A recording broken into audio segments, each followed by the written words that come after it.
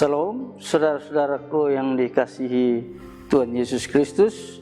Semoga saudaraku semua selalu dalam lindungan Tuhan. Senang sekali rasanya dapat menjumpai saudara hari ini dalam acara santapan rohani Hosana bersama saya, Markus Esbaun. Saat ini kita akan belajar sedikit dari firman Tuhan yang dipilih dari Kisah Para Rasul 18 ayat 24 sampai 25. Sebelum kita membaca dan merenungkannya, mari kita berdoa. Bapa di surga,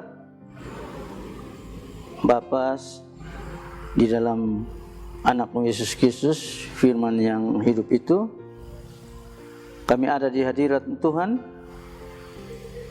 Kami akan mendengarkan sedikit dari firman-Mu Tuhan. Singkapkanlah dan buka mata hati batin kami Tuhan, agar kami mengetahui kehendak-Mu. Tolong kami Tuhan dengan firman-Mu, dan buatlah hati kami seperti tunas tanah kering yang siap disirami dengan air kehidupan-Mu, yaitu firman Allah.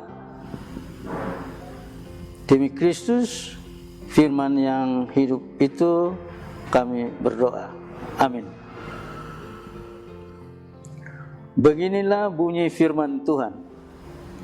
Apolos di Efesus. Sementara itu, datanglah ke Efesus seorang Yahudi bernama Apolos yang berasal dari Alexandria. Ia seorang yang fasih berbicara dan sangat mahir dalam soal-soal kitab suci. Ia telah menerima pengajaran dalam jalan Tuhan. Dengan bersemangat ia berbicara, dan dengan teliti ia mengajar tentang Yesus, tetapi ia hanya mengetahui baptisan Yohanes. Demikianlah sabda Allah. Salam, Bapak, Mama, saudara-saudari yang diberkati Tuhan Yesus Kristus. Tema renungan saat ini memberitakan harapan. Injil, yakni kabar baik, diberitakan oleh para murid karena di dalam kabar baik itu dikumandangkan bahwa Allah mengasihi manusia. Kasihnya kepada manusia, itulah yang terwujud. Itulah yang terwujud dalam pelayanan, kematian, dan kebangkitan Yesus Kristus. Kita jumpai Apolos yang dengan tidak jemu-jemu memberitakan bahwa Yesus Kristus juru selamat manusia. Apolos memiliki semangat yang besar untuk memberitakan adanya harapan bagi setiap orang berdosa. Semangat yang besar itu disertai pula dengan sifat yang teliti. Semangat saja tanpa ketelitian akan membawa akibat yang tidak optimal.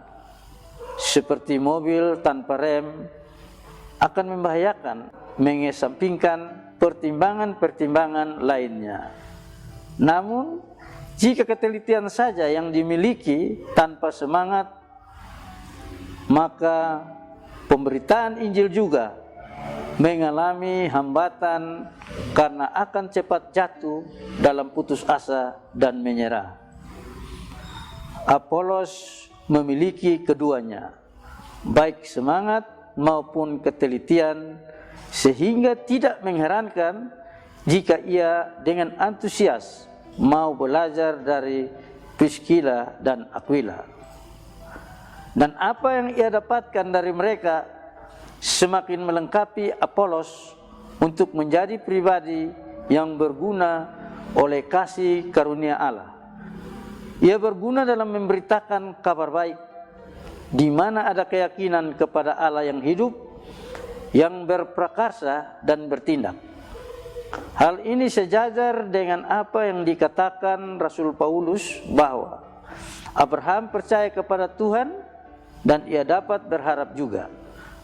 Bukankah semangat dan ketelitian ini telah mewarnai seluruh pelayanan kita selaku gereja yang memberitakan kabar baik? Bahwa sebagai orang percaya, kita semua ditempatkan dengan fungsi dan tanggung jawab masing-masing untuk memberitakan kasih Allah kepada dunia. Berita inilah yang diperlukan oleh dunia pada masa kini, di mana kekecewaan, putus asa, depresi begitu berat melanda manusia masa kini, seolah ditarik ke masa depan yang tidak pasti dalam kegalauan dan kecemasan. Ada manusia yang pintar dengan mudah putus asa. Kepada manusia-manusia modern inilah gereja menjadi sangat berguna. Gereja dengan semangat yang ada dan antusias juga mengalami kecemasan dan ketakutan, namun dalam pengharapan kepada Yesus Kristus, kepala gereja, gereja mau terus belajar dari pengalaman-pengalamannya. Semua itu membentuk kita menjadi warga gereja yang memberitakan pengharapan dan semangat yang berguna bagi sesama. Dengan takut dan rajin kita beritakan harapan untuk hidup dalam Tuhan. Amin. Mari kita amini firman ini dengan doa. Kita berdoa.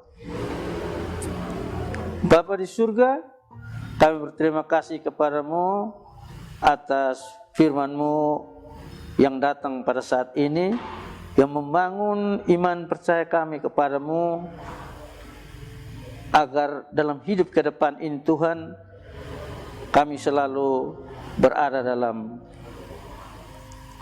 ajaran-Mu. Kami berdoa juga Tuhan untuk pemberitaan firman Tuhan pada saat ini di belahan bumi juga Tuhan. Kiranya Engkau satukan seluruh pemberitaan firman Tuhan ini, agar firman yang disampaikan banyak jiwa dimenangkan datang kepada Engkau.